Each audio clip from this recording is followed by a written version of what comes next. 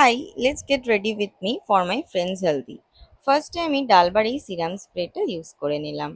তারপরে ইউজ করব এলফের এই পাওয়ার গ্রিপ প্রাইমারটা।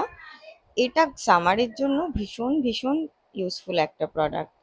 এবার আমি কনসিলার হিসেবে ইউজ করছি লরিয়েলের ইনফ্যালেবেলের কনসিলার। এবার আমি ইউজ করব এলফের হ্যালো গ্লো লিকুইড ফিল্টার।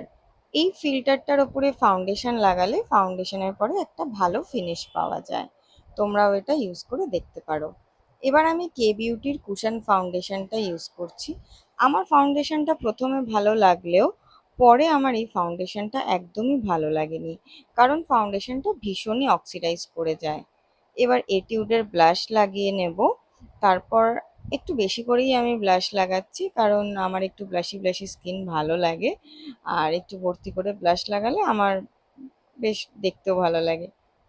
তারপর আমি ট্রান্সলুসেন্ট পাউডার দিয়ে প্রোডাক্টগুলো সব ভালো করে সেট করে নিলাম, কারণ এই সামারেই বুঝতেই পারছো। তারপর আমি এলফেরি ফিলার দিয়ে আইব্রোটা ফিলও করে নিচ্ছি। লাইনার লাগিয়ে মাস্কারা লাগিয়ে নিলাম।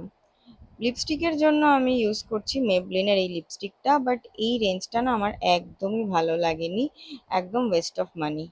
তারপর লরিয়েলের সেটিং স্প্রে দিয়ে মেকআপটা সেট করে নিলাম। দেখো তো কেমন লাগছে আমাকে।